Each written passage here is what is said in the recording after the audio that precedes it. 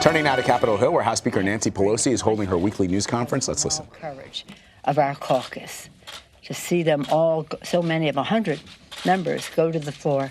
That's all that we had time for, to go to the floor and speak about our Constitution, about the facts of the case, so clearly, so patriotically, so prayerfully, and so solemnly, but so definitely. Just to get this off the table right away, we impeached the president immediately. Everybody was on to the next thing.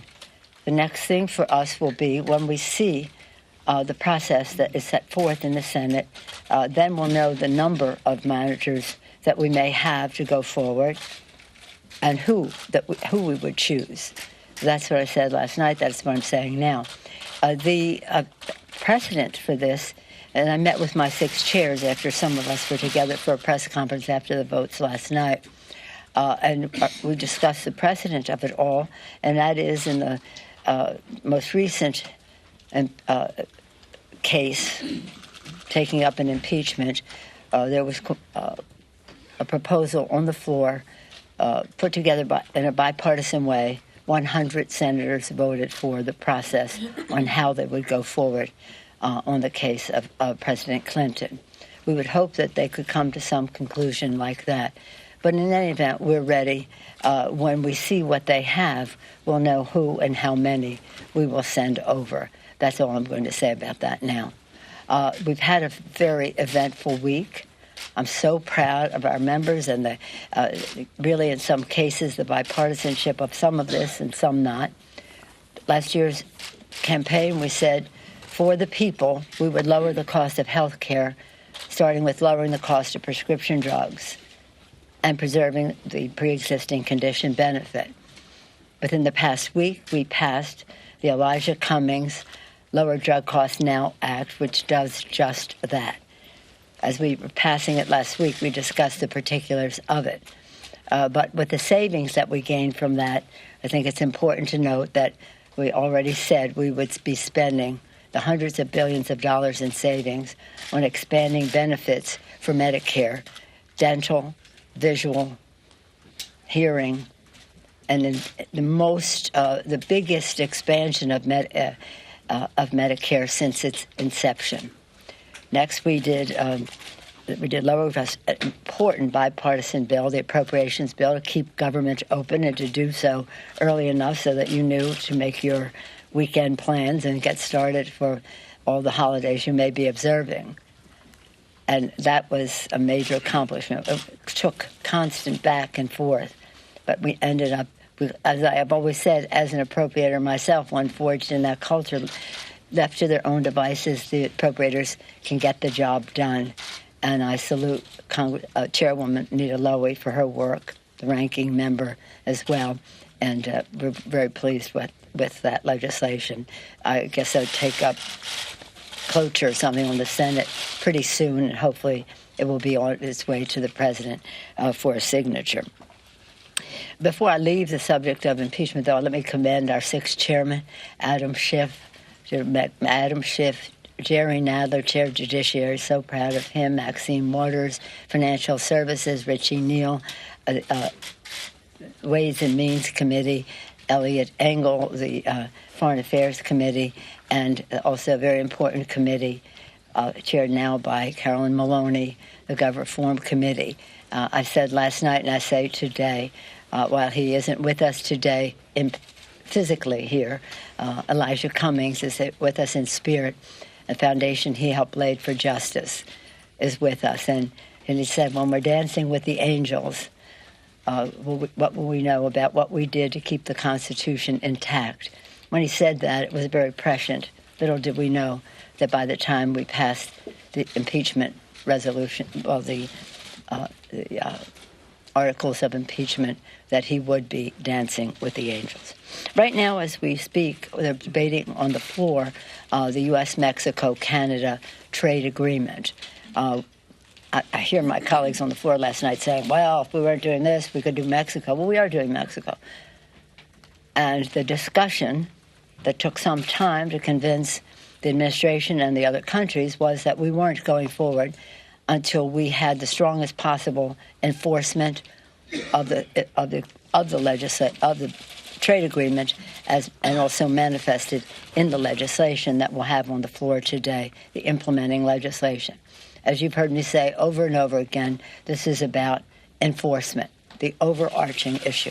If you can enforce it, it doesn't matter what you put forth. And of the concerns that we had, one were workers' rights, the other pharmaceuticals, and the other the environment. And we made giant progress from, first of all, over the existing NAFTA for sure. But apart from that, big distance between what the administration was proposing to begin with in all of those areas and to where we ended up now going forward. I'm very pleased to have the statement today that went out from the AFL-CIO, from Richard Trumka. He said, "We are proud." He said, "There is no denying that the trade rules in America will now be fair. Working people have created a new standard for future trade negotiations."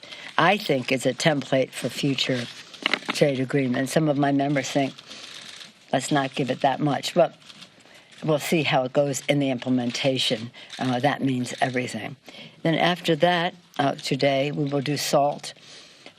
And that is going to be the state and local tax that the Republicans put on to punish blue states largely. It is paid for, this legislation, to repeal the SALT tax, and it will be paid for by increasing the rate on wealthiest individuals in our country. When the president first proposed his tax scam, they were saying, we're never going to lower the individual rate. And then they did. And now we will raise it again to repeal SALT. So we're very proud of what we have done. As you know, the Republicans keep saying, well, we should be working. You know, we've sent over 400 bills, 275 of them sitting on Mitch McConnell's desk. Well, 400, but 275 of those, at least, are bipartisan. The range of subjects is, well, you've heard me say it, but bears repeating, I think.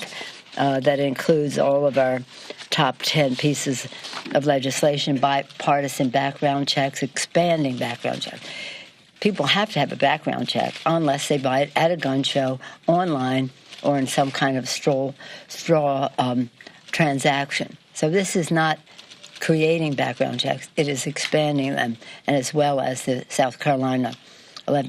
One is H.R. 8, the other 1112. 295 days ago, we sent those bills to Mitch McConnell, the Grim Reaper. I've news for him. He may think they're dead on arrival there, but they are alive and well in the general public. And every day that he does not take up that legislation, because he knows it will pass. He fears that it will pass, or else he'd take it up. Every day that he does not pass it, 100 people die. Not all of them would by gun violence. Not all of them would be saved by the legislation, but some.